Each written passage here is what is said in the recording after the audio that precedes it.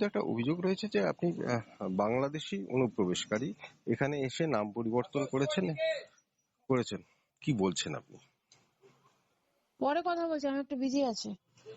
না, এটা নিয়ে একটুখানি তো আপনি, আপনার একটা প্রতিক্রিয়া আছে আমি এত বড়। পরে কথা বলছি, আমি একটু বিজি আছি, কোথাও কথা বলছি আমি। হ্যাঁ, বলছি যে আপনার বিরুদ্ধে একটা অভিযোগ রয়েছে যে আপনি বাংলাদেশি অনুপ্রবেশকারী, এখানে এসে নাম পরিবর্তন করেছেন। কি বলছেন আপনি? পরে কথা বলছি, আমি একটু বিজি আছি। না, এটা নিয়ে একটুখানি তো আপনি, আপনার একটা প্রতিক্রিয়া আছে আমি এত বড়। পরে কথা বলছি, আমি একটু বিজি আছি, কোথাও কথা বলছি আমি। ঘটনাটি কয়েক মাস আগেকার ঘটনা। এই মহিলা মালদার রশিদাবাদ গ্রাম পঞ্চায়েতের প্রধান। নাম লাভলি খাতুন। লাভলি খাতুনের আবার আসল নাম নাসিয়া শেখ, বাড়ি বাংলাদেশে। এই মহিলা বিনা পাসপোর্টে অবৈধভাবে তৃণমূলের মদতে ভারতে প্রবেশ করে। ভারতে প্রবেশ করে নাম বদলে এরা আবার জনপ্রতিনিধি হচ্ছে। ধরা পড়ে যেতেই এখন মিনমিন করছে, পরে কথা বলবো। মানেটা কি? সত্য কথা বলার সাহস কি আছে?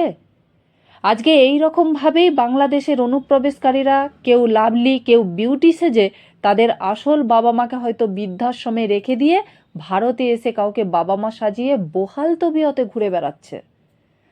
উড়ে এসে জুড়ে বসা বাংলাদেশি অনুপ্রবেশকারীরা দিনের পর দিন বাঙালিদের সমস্ত অধিকারে থাবা বসিয়েছে। তারপর ভারতের বিভিন্ন রাজ্যে জমি কিনে বসবাস করছে।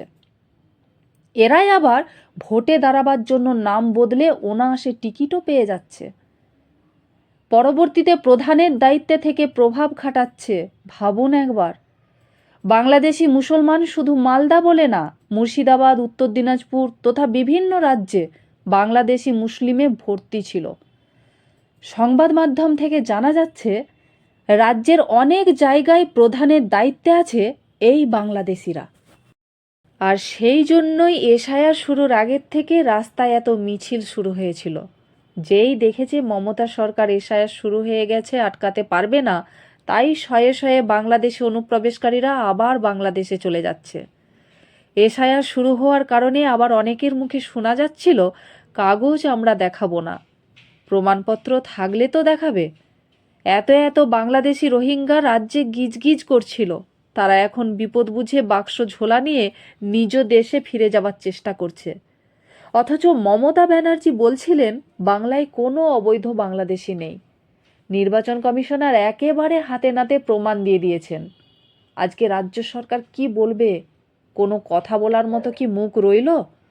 আবার বলেন কি না এসআইআর হতে দেব না, যেন মামার বাড়ির আবদার। এরা এমনভাবে পশ্চিমবঙ্গে জেকে বসেছে যার জন্য বাংলার অনেক ছেলে মেয়ে কাজ পাচ্ছে না। কাজের জন্য বাইরের রাজ্যে গিয়ে রোজগার করতে হচ্ছে। কিন্তু বাংলাদেশ থেকে এসে যে কেউ একেবারে সোজা প্রধানের দায়িত্বে বসে যাচ্ছে। কি আশ্চর্য ব্যাপার না? যেন এরাই দিদির সম্পদ। আর এই সব যে হচ্ছে প্রশাসন কি জানে না? আসলে সরকারকে খুশি রাখতে পারলে পুলিশও জানে তাদের প্রমোশন হবে। শাসকের মনোরঞ্জন করাই এ রাজ্যের পুলিশের কাজ। তাহলে তাদের কাছ থেকে আর যাই হোক অন্যায়ের প্রতিবাদ আশা করা যাবে না। যোগ্য শিক্ষকরা আজ পথে পথে ঘুরছে শুধুমাত্র এই রাজ্য সরকারের জন্য। ভাবতেও অবাক লাগে না? 2011 সালে কোন বাংলার মেয়েকে বাঙালিরা চেয়েছিল? কাজেই এসআইআর করে রোহিঙ্গাদের বাংলাদেশে শুধু পাঠালে হবে না, ওরা যেন ভারতে আর প্রবেশ করতে না পারে, কেন্দ্রকে সেই ব্যবস্থা নেওয়া উচিত। কেননা এই তৃণমূল সরকার যদি 2026-এর নির্বাচনে পুনরায় ফিরে আসে, তাহলে আবার রাতারাতি এই রাজ্যে প্রবেশ করার চেষ্টা করবে এই রোহিঙ্গারা।